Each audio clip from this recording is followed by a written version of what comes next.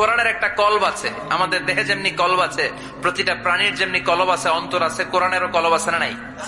কোরআনের কলবের নাম চিল্লায় বলেন, কোরআনের কলবের নাম। আবার বিশ্বনবী বলতেন, ইকরাউ আলা মাউতাকুম সূরাত ইয়াসিন, তোমাদের মুমূর্ষ ব্যক্তিদের সামনে বসে সূরাত ইয়াসিন তেলাওয়াত করো। রূহ চলে যাবে, মৃত্যুর একেবারে দ্বার প্রান্তে দাঁড়িয়ে এই মুহূর্তে তার পাশে বসে পড়তে আরম্ভ করেন, ইয়াসিন ওয়াল কুরআনিল হাকীম ইন্নাকা লামিনাল মুরসালিনা আলা সিরাতিম মুস্তাকিম। ওই ব্যক্তির ঈমানের মৃত্যু দান করে দিবে কে? মৃত্যুর কষ্ট হালকা করে দিবে কে? আবার বিশ্বনবী বলতেন, রাত্রিবেলা যে ব্যক্তি একবার সূরাত ইয়াসিন তেলাওয়াত করে ঘুমাতে যায়, সকালবেলা নিষ্পাপ অবস্থায় তারে ঘুম থেকে জাগাবে কে?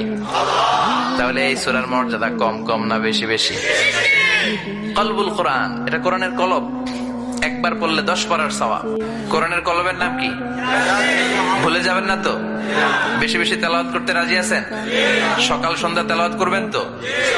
সূরা ইয়াসিন ছাড়াও এই সূরার অনেকগুলো নাম তাফসীর গ্রন্থে পাওয়া যায়। এই সূরার একটা নাম হচ্ছে সূরাতুল কাদিয়া। যে এই সূরা তেলাওয়াত করে, ওই তেলাওয়াতকারীর যে হাজত আছে, প্রয়োজন আছে, এই সূরার বরকতে আল্লাহ তার প্রয়োজন পূরণ করে দেয়। আমাদের জীবনে প্রয়োজন আছে না নাই? কার কাছে চাইবো? বিপদে পড়লে কারে বলবো?